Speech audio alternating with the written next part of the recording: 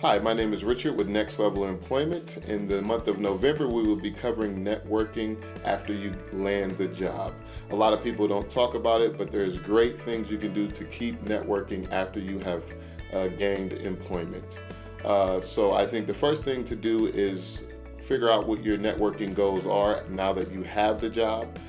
Perhaps you want to be better at your job in your field. Perhaps you want to grow your portfolio or your expertise in a certain area. Whatever your goals may be, I think coming up with networking goals is the key and the idea to do. So I have three main points that I want to read to you guys that I think is important while you're networking at your new position.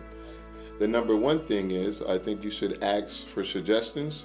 You usually don't have to go very far to expand your network. In fact, the best contacts may be easily accessible through your new coworkers.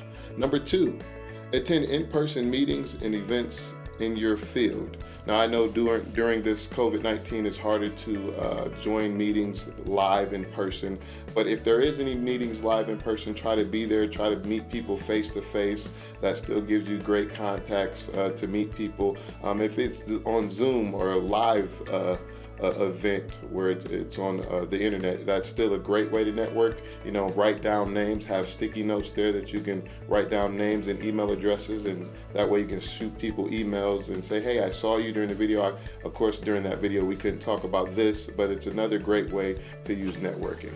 The number three key point I think is important is using the I'm new card. Now you can only do this for a couple of months, but I think referencing the fact that you are new to new coworkers allows you to have a time to strike up conversation.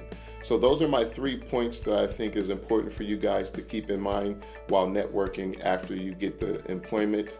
And remember, it is always important to network.